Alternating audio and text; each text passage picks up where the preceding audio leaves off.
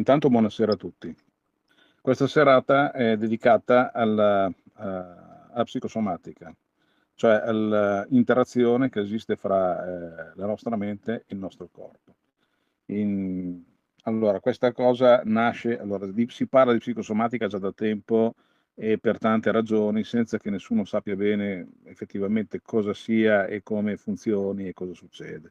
Allora, c'è stato un libro scritto da un signore che si chiama Ernest Lawrence Rossi. Questo signore era un italiano, figlio di italiani emigrati in America, e questo signore si è laureato in farmacologia prima e in psicoterapia dopo, ed è stato l'assistente del grande Milton Erickson, che molti di voi magari non sanno chi è, ma Milton Erickson è stato il padre dell'ipnosi, cioè quello che ha trasformato l'ipnosi da teatro, che una volta si chiamava mesmerismo, in ipnosi clinica, utilizzata oggi da medici e soprattutto da psicoterapeuti per quanto riguarda la loro attività. Quindi era un personaggio di grande rilievo, che è stato anche poi presidente degli psicoterapeuti americani.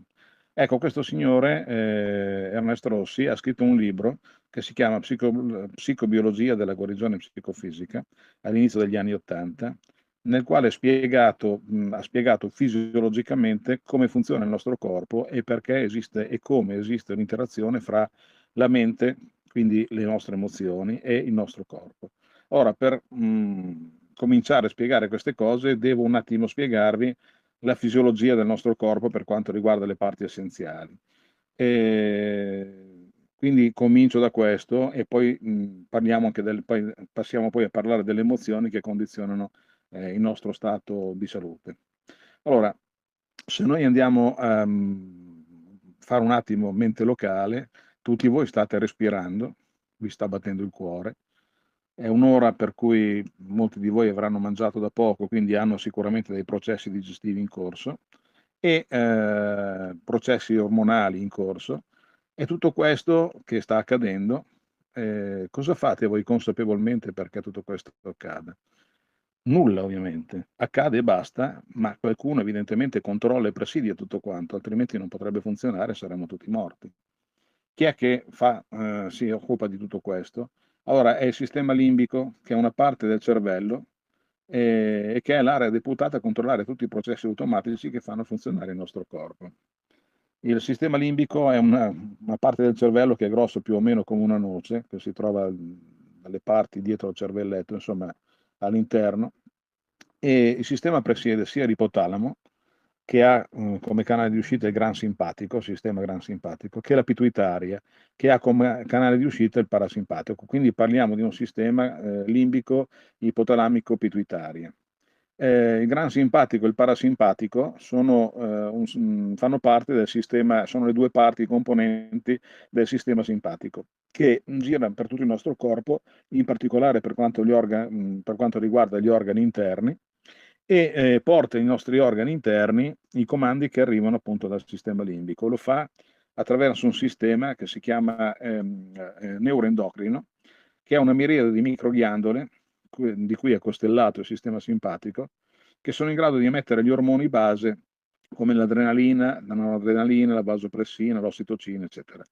Questi ormoni, che costituiscono il messaggio del sistema limbico per i vari organi, vengono emessi localmente, dove serve, oppure quando serve comunque. Le cellule preposte alle varie funzioni dei vari organi del nostro corpo hanno poi dei recettori sulla loro membrana esterna con cui riconoscono questi ormoni, e quindi il messaggio che viene inviato e provvedono ad eseguire il compito che gli viene assegnato di volta in volta. Il sistema neuroendocrino poi controlla anche il sistema endocrino vero e proprio, costituito dalle grosse ghiandole come il timo, la tiroide, le ghiandole surrenali, quelle sessuali, eccetera.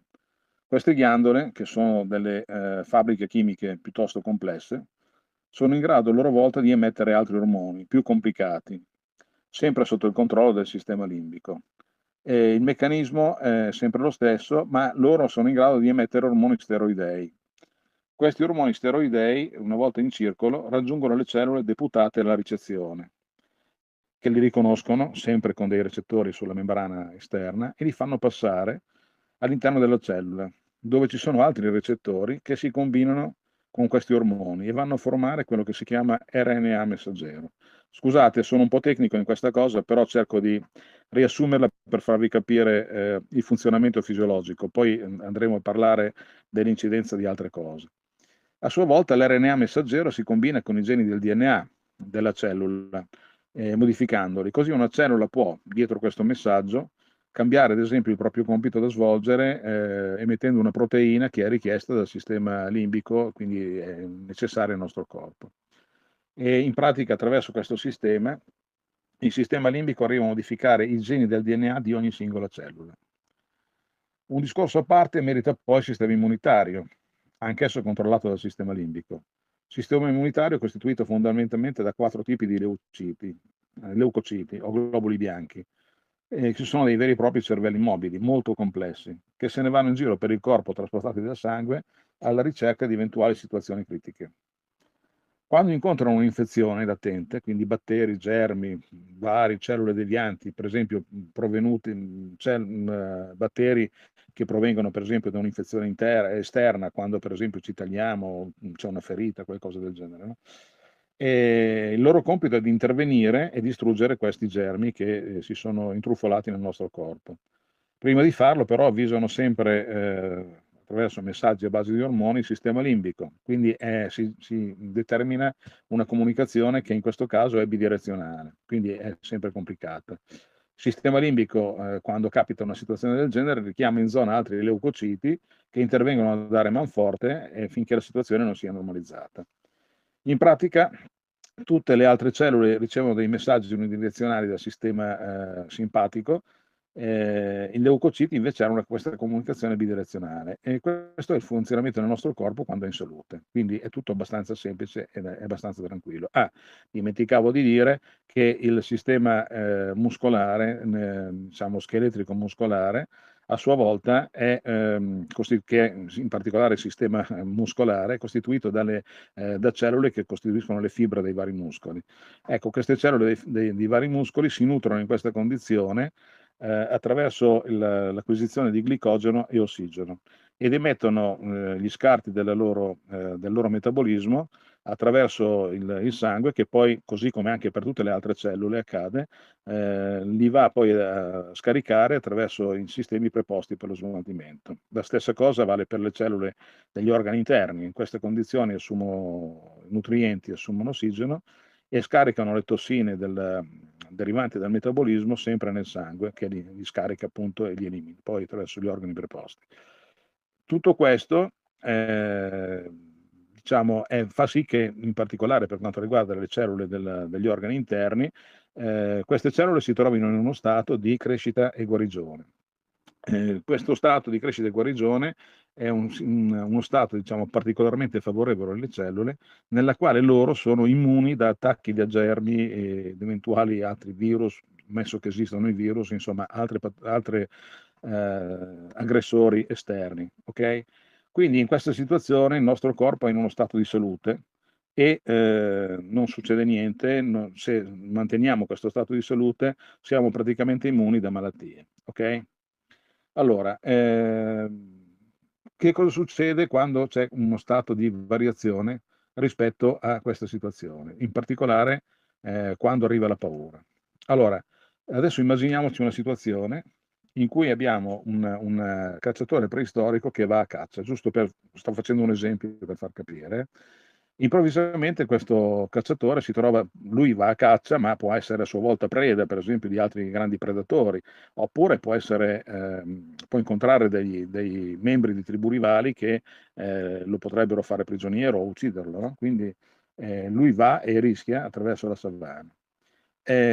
Quindi che cosa succede quando lui si accorge di una situazione di pericolo? Immaginiamo per esempio che ci siano membri di una tribù rivale che lui vede, riconosce da lontano e quindi dentro di lui scatta la paura, perché lui è da solo, quegli altri sono in molti e quindi dentro di lui scatta la paura. La paura è un'emozione che si sviluppa nella corteccia frontale e prefrontale e come tutte le altre emozioni, dove hanno sede le emozioni. Questa corteccia frontale e prefrontale però è parte del sistema limbico, in cui il sistema limbico quindi è collegato, no? Ecco, che cosa succede quindi? Che il sistema limbico reagisce e in 100 millisecondi ordina il sistema ipotalamico, quindi il gran simpatico, di mettere nel circolo una grande quantità di adrenalina, che è un ormone del grande allarme per tutto il corpo. A questo punto cosa succede? Tutte le risorse disponibili, lui sta rischiando la vita in questo senso, no? Per cui è una situazione di grande pericolo. Allora tutte le risorse disponibili vengono immediatamente dirottate verso l'apparato locomotore, quindi l'apparato muscolare in particolare, no? Tutti gli altri processi in corso dentro il corpo, quindi parliamo dei processi digestivi e altre cose, diciamo, degli organi che sono interni, vengono bloccati in questo momento, no? Quindi le cellule che prima si trovavano in uno stato definito di crescita e guarigione, in cui erano immuni a tutto, a questo punto smettono di assumere, per lasciare tutte le energie ai muscoli, smettono di assumere glicogeno, nutrienti e ossigeno dal sangue e soprattutto si tengono all'interno le tossine del loro metabolismo. A questo punto invece che cosa succede ai muscoli? I muscoli a loro volta reagiscono in un altro modo, in maniera opposta. Dall'alimentazione a base di glicogeno e ossigeno passano all'alimentazione a base di adenosiltrifosfato, ATP. È una sostanza di cui ci sono grandi scorte nei muscoli, no? E che ha un valore energetico enormemente superiore a quello del glicogeno e dell'ossigeno. E il risultato qual è? Che queste cellule passano nella modalità, come potremmo definire, da maratoneta alla modalità centometrista, quindi massima potenza esplosiva. Tutto questo per salvare naturalmente la pelle, no? Ecco. Quindi che cosa succede a questo punto? Che intanto i battiti del cuore salgono, quindi quando in caso di paura l'avrete vissuto tutti, no? Ti balzi il cuore nel petto, si dice, no? Quindi la respirazione aumenta, la ventilazione raggiunge il massimo, i vasi sanguigni si dilatano tutti quanti e il loro diametro raggiunge il massimo per consentire il flusso massimale di sangue ai tessuti e quindi tutte queste cose cambiano, diciamo così, il nostro assetto. Ora, si dice che in questo caso il nostro omino preistorico passa in uno stato di fuga o combattimento, cioè lui deve essere pronto a salvarsi la pelle e lo può fare o fuggendo o dovendo combattere contro qualcuno o qualcosa che lo vuole eliminare, no? Quindi, ora immaginiamo che lui fuga e quindi a questo punto si salva. 5 minuti dopo tutto è finito, la paura non c'è più e a questo punto il cervello limbico smette di produrre adrenalina e produce invece noradrenalina, che è l'ormone antagonista, dicendo a tutto il nostro corpo che il pericolo è cessato. Tutto ritorna quindi alla normalità, tutte quante le cellule si rilassano e tutto quanto ritorna tranquillo. Ma se non è così, cosa succede? Immaginiamo che nel nostro omino gli vada male e quindi venga per esempio catturato. Venga catturato da, non so, cacciatori di una tribù rivale e questi lo vogliono portare, lo portano al loro accappamento. Quindi lui chiaramente continua ad avere paura perché non sa cosa gli potrà succedere, sa che sta rischiando la vita e quindi rimane in uno stato in cui a livello diciamo così, ormonale, l'adrenalina riempie tutte le sue cellule e quindi continua ad essere in uno stato di sofferenza. Le cellule interne sono in uno stato di sofferenza. La cosa procede ed è ovvio che se questa cosa dura a lungo, gli organi interni, le cellule degli organi interni soffrono maggiormente. E quindi cosa succede? Che le cellule degli organi interni le cellule più vecchie, più malandate, possono incominciare a cedere. Cominciano a cedere e quindi comincia a esserci un leggero malfunzionamento. Man mano che la cosa va avanti, se il tempo in questo stato prosegue, queste cellule continueranno a soffrire e quindi ci sarà uno stato di sofferenza più acuta in cui le cellule più vecchie e malandate incominciano a morire. Incominciano a morire e se questa moria va avanti, è ovvio che negli organi in cui c'è questa maggiore moria, questa maggiore sofferenza, si creeranno dei malfunzionamenti. Questi malfunzionamenti proseguono e vanno avanti e diventano, se la cosa prosegue nel tempo, una vera e propria malattia. Quindi quell'organo comincia a non funzionare più ed essere malato. Ok? A loro volta le cellule dei tessuti muscolari, quindi le fibre muscolari, continuando ad alimentarsi di ATP, che a un certo punto comunque si riduce fino a poi finire, produce come scarto di metabolismo del loro stato l'acido lattico. L'acido lattico in sé, se è poca roba, non determina niente. Quando comincia ad aumentare oltre certi livelli, è un inibitore del sistema nervoso centrale, degli stimoli del sistema nervoso centrale, poiché i muscoli non vengono gestiti dal sistema simpatico, ma dal sistema nervoso centrale. Quindi cosa succede? Che una parte di queste fibre non riceve più gli ordini giusti. Ora, siccome ogni nostra leva, immaginiamo l'avambraccio, no? Se tiriamo l'avambraccio verso l'alto, il bicipite si contrae, mentre il tricipite, che è il muscolo antagonista dietro il braccio, si rilassa. Quando invece facciamo il contrario, il tricipite si contrae e il bicipite si rilassa. Ora, cosa succede? Che se c'è acido lattico in uno dei muscoli, alcune fibre di questo muscolo possono non ricevere l'ordine di rilassarsi. Quindi cosa succede? Per esempio, il bicipite tira con tutta la forza del bicipite, mentre il tricipite invece di rilassarsi ha alcune di queste cellule, quindi di fibre muscolari, che non si rilassano e rimangono contratte. Queste chiaramente vengono stirate dalla forza del bicipite che opera in piena forza e quindi fanno male. Oltre che essere stirate, si possono stirare, oltre al dolore, e si possono anche strappare, determinando dei veri e propri ematomi dentro i muscoli. Ecco, questo è quello che succede, per esempio, in caso di tensioni eccessive alla vostra schiena o al vostro trapezio, quando avete dei problemi. Avete presente il colpo della strega? Vuol dire che avete delle tensioni eccessive che determinano una contrattura, diciamo, parziale dei muscoli della schiena, da una parte o dall'altra, e questi muscoli della schiena, quando voi vi muovete, li stirate, vi fanno male. Questo è quello che succede. Ora, diciamo che quindi il nostro sistema funziona in questa maniera fino a quando rimaniamo in questo stato. Ora, nel nostro mondo, nel nostro tempo, non siamo più nel tempo dell'omino preistorico, chiaramente le paure non si chiamano solo paura, non c'è più la paura di essere uccisi, di essere catturati. Sì, può essere anche quella, ma è saltuaria. Le paure si chiamano senso di inadeguatezza, senso di colpa, rabbia, invidia, gelosia, eccetera, eccetera. No? Tutte queste emozioni negative sono paure, alle quali il sistema limbico reagisce e reagisce male, determinando malfunzionamenti nel nostro organismo. Questo è il funzionamento fisiologico, quindi, di quello che è il nostro corpo. Okay?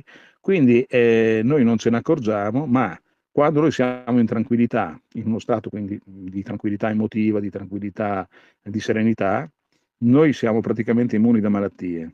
Il risultato finale è questo.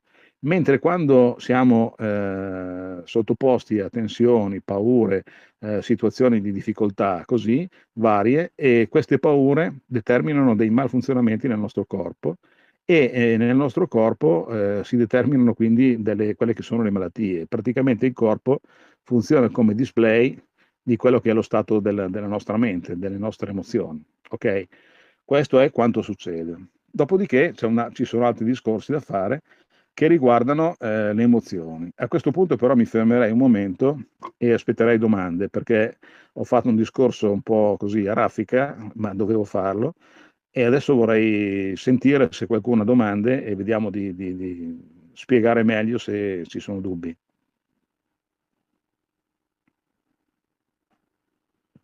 Non ci sono domande? È tutto chiaro? Ok. Allora, parliamo quindi a questo punto di quelle che sono le memorie emozionali. Allora, come dicevo, la paura oggi assume varie forme e quindi si chiama senso di inadeguatezza, come dicevo, senso di colpa, il rancore, l'invidia, l'odio, e uno qualsiasi di tutti gli altri timori che la società moderna ci può propinare e che ci crea emozioni negative di insicurezza, e sono un'infinità comunque, no? Poi la rabbia, le frustrazioni che ogni giorno subiamo per fatti che ci hanno colpito, che non riusciamo a perdonare. Perdono ci libera, ma questo è un altro discorso. Le gelosie, eccetera. Quindi diciamo che la paura oggi ha assunto mille volti, in particolare a livello sociale, perché è quello che oggi chiamiamo genericamente stress, ma il suo effetto nel nostro organismo, quando lo stress è prolungato, è sempre quello, danni fisici di varia entità. Ecco, va detto che lo stress è di due forme, ha due forme, c'è l'eustress e il distress. Distress è quello delle emozioni negative, quando noi viviamo quindi situazioni come quelle che vi ho appena raccontato. Poi c'è l'eustress, che invece è quello che dà, diciamo, euforia, si chiama eustress non a caso, perché abbiamo fatto qualche cosa di positivo, quindi qualcosa di bello ci è capitato, quindi siamo particolarmente euforici, siamo fieri di noi stessi, e quindi c'è questo stato di benessere particolare legato a queste emozioni.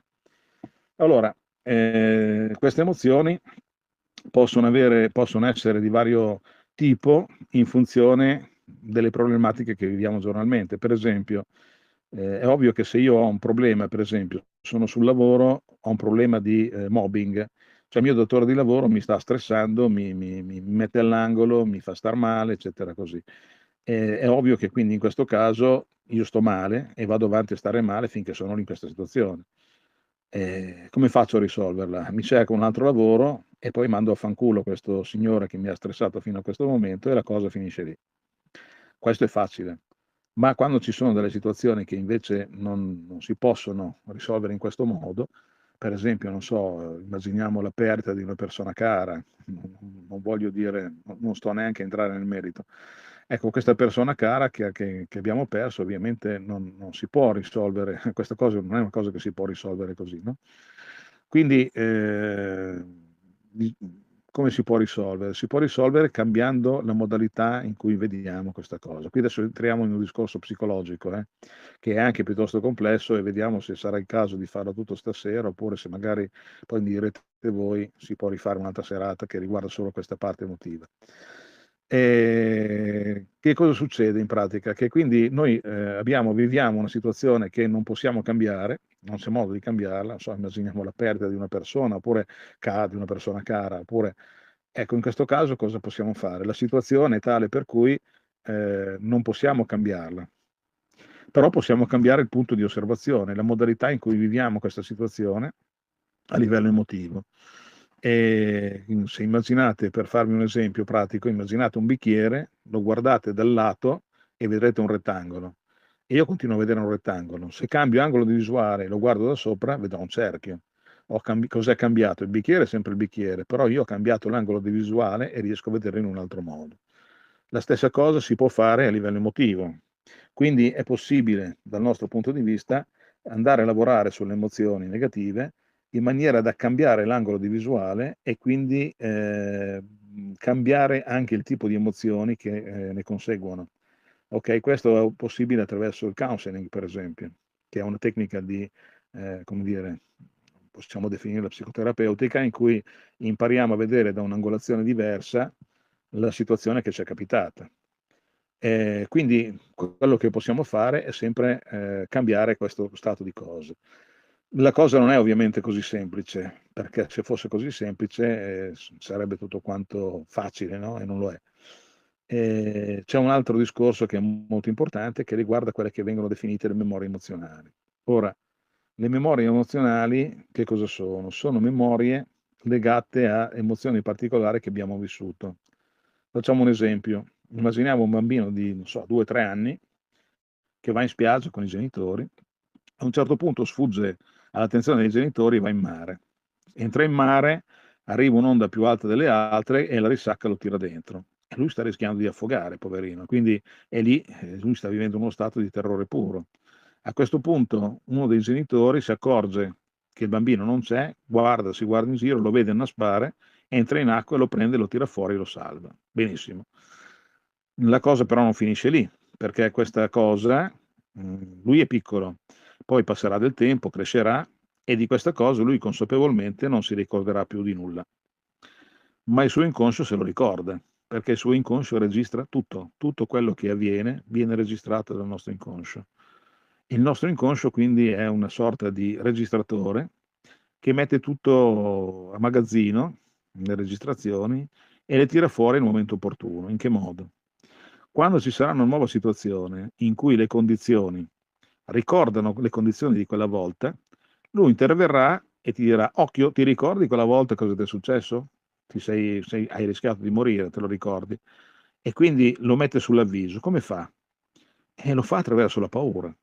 Il bambino quando cresce si sarà dimenticato di quell'episodio, ma ogni volta che si avvicina all'acqua proverà paura, perché il suo inconscio fa in modo che sia così. Quindi lui rifugirà dall'acqua, se ne andrà via e non entrerà mai nell'acqua, magari non imparerà mai a nuotare perché il suo inconscio gli dice che l'acqua è pericolosa.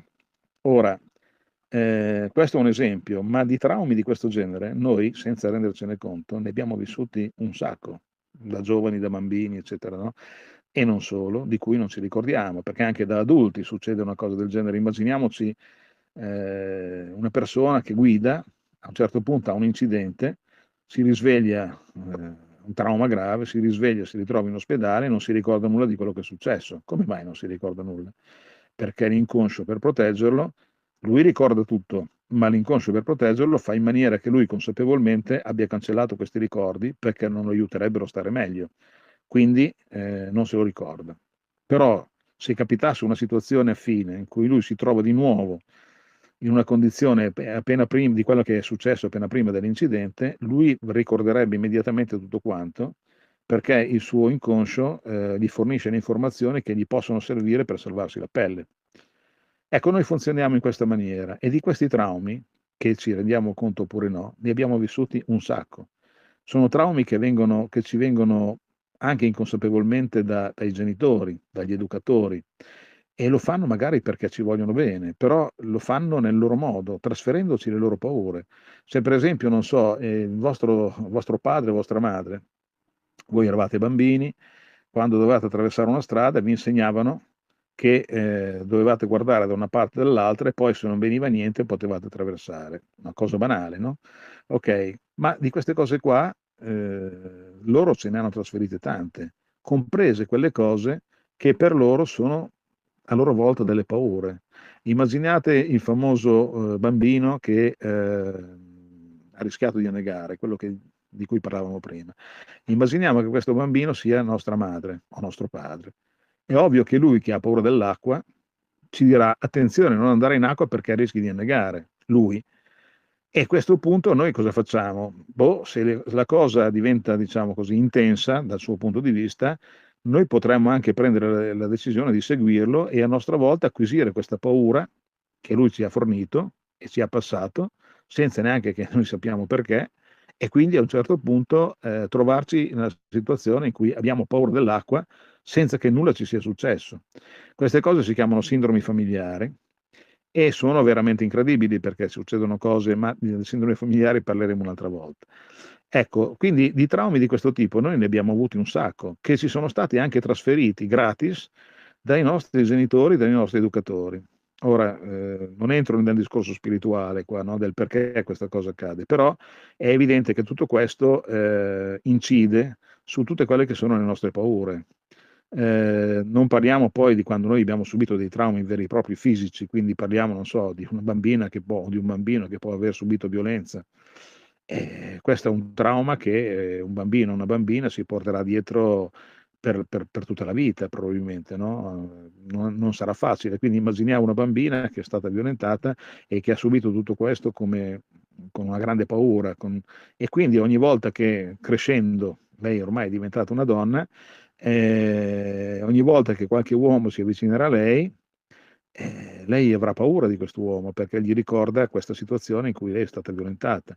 Quindi la sua vita verrà alterata perché la sua visione che avrà degli uomini sarà diversa da quella di una ragazzina che invece non ha subito nessuna violenza, no? Quindi lei sarà sempre diffidente nei confronti degli uomini e quindi avrà un rapporto con il sesso opposto difficile e complicato. Ecco, tutte queste cose che quindi fanno parte del nostro retaggio psicologico, indotte da situazioni, da persone esterne, come appunto gli educatori, i genitori, eccetera, senza parlare naturalmente dei traumi che abbiamo vissuto quando eravamo bambini, costituiscono un bagaglio che ci accompagnano, un bagaglio che ci condiziona pesantemente, al punto che dovremmo riuscire, a volte in situazioni particolarmente pesanti, a fare in maniera che questo bagaglio possa uscire e quindi di cancellare questi traumi, almeno quei traumi più pesanti che ci danno fastidio.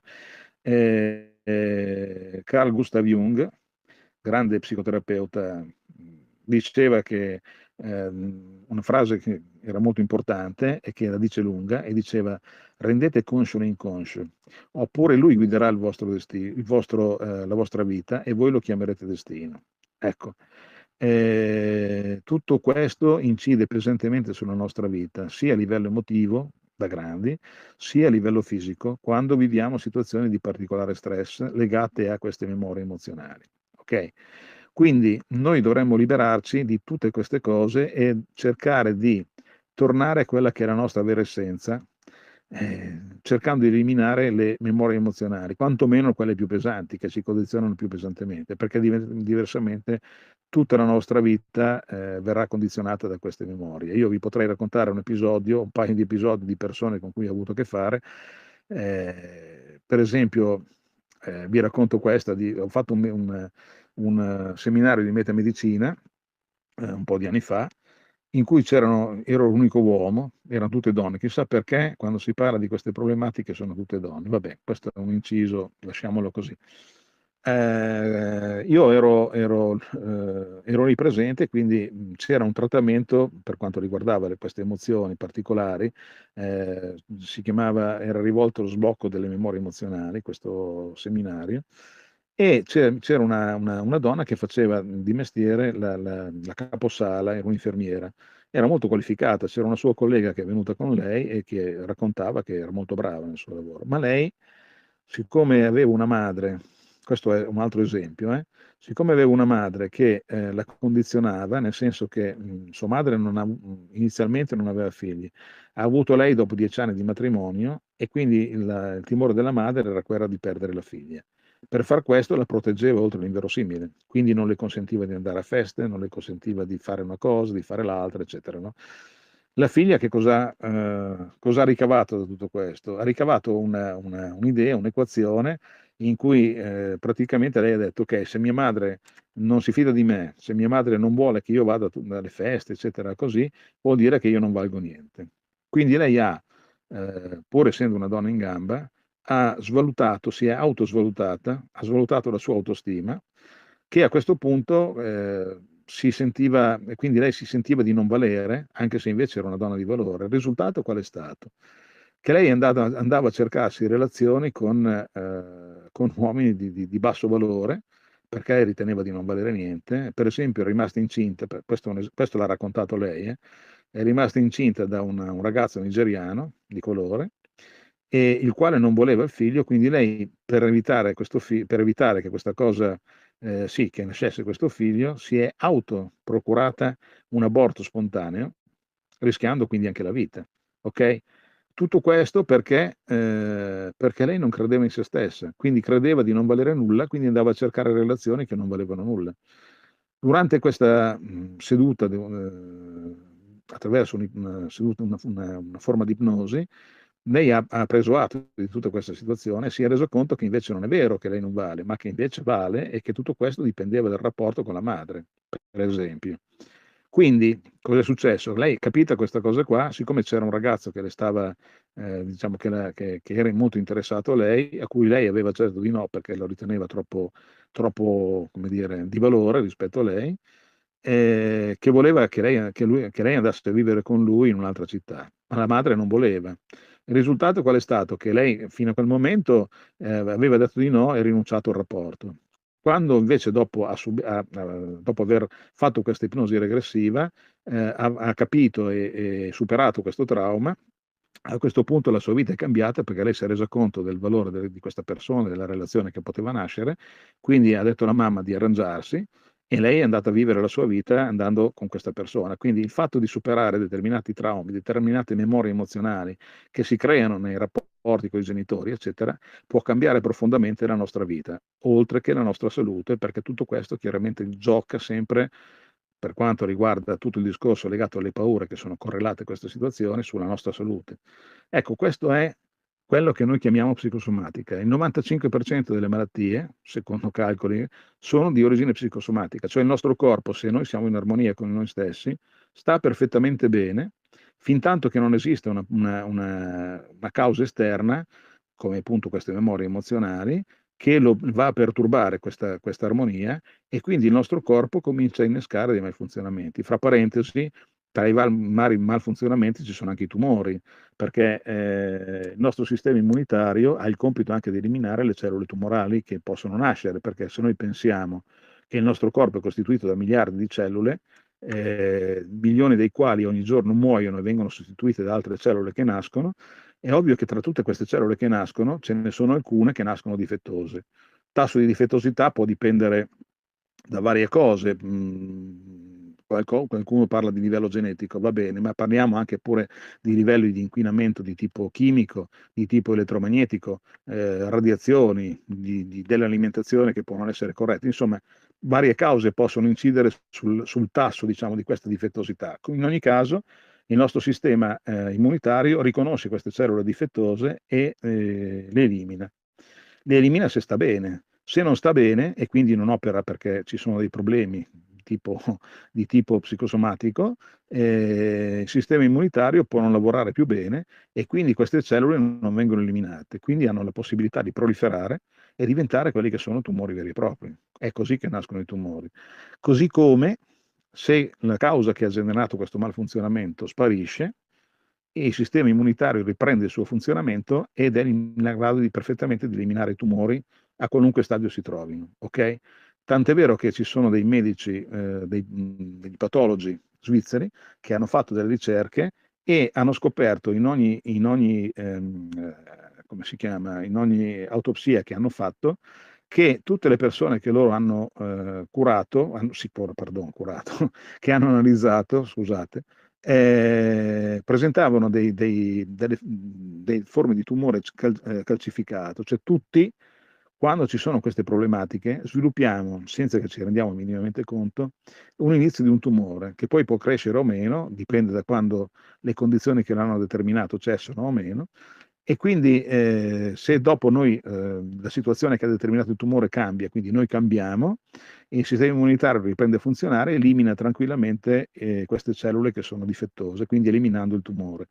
Rimane quindi solo questa calcificazione che non ha più nessun significato patologico, e quindi il problema viene risolto. E di queste cose loro hanno verificato che tutti quanti, per quanto riguarda le autopsie che hanno verificato loro, tutti quanti abbiamo condizioni di questo genere.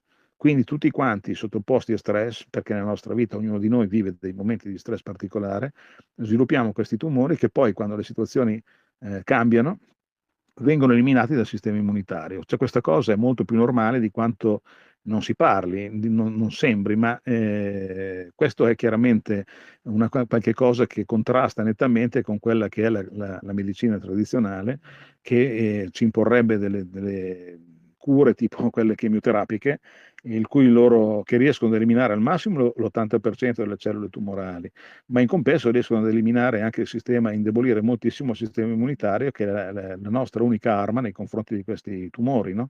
Quindi non curano in sé il tumore, ma in compenso debilitano l'organismo, quindi facilitando l'insorgenza di nuovi tumori. E quindi questo è il discorso. Però l'industria chimica, cioè l'industria farmaceutica, non chimica, scusate, chiaramente vive delle malattie delle persone, e più sono le malattie, più è alto il business che loro fanno, quindi questo è il concetto. Ecco, fondamentalmente io adesso mi fermo qui. Ci sarebbero altri discorsi a livello psicologico da fare, ma credo di aver già messo molta carne nel fuoco, no, tutto in una volta. Ecco, questa cosa, fra l'altro, poi la fornirò in un file PDF che metteremo poi sulla chat, in modo che tutti, se vogliono, se lo possono leggere. Io l'ho già preparato questo, quindi poi domani, dopodomani ve lo passo, verrà messo in chat e chiunque vuole se lo va a leggere, insomma. Ecco, questo è il funzionamento del nostro corpo e la causa delle nostre malattie.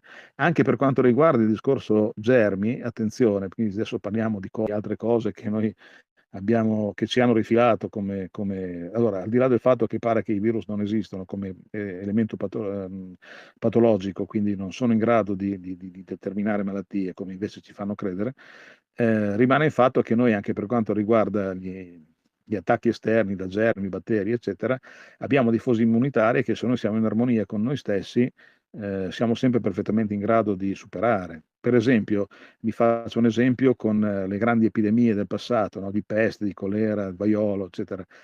C'erano epidemie che uccidevano milioni di persone, hanno ucciso milioni di persone in passato, ma quando c'erano queste epidemie esistevano anche i monatti, cioè persone che, guarda caso, erano immuni da questa malattia. Eppure, quindi, questo germe, se fosse stato veramente virale, mortale, avrebbe ucciso tutti. Invece non era così, cioè tutti quelli che avrebbe contagiato. E invece non era così. Queste persone erano immuni. Perché erano immuni?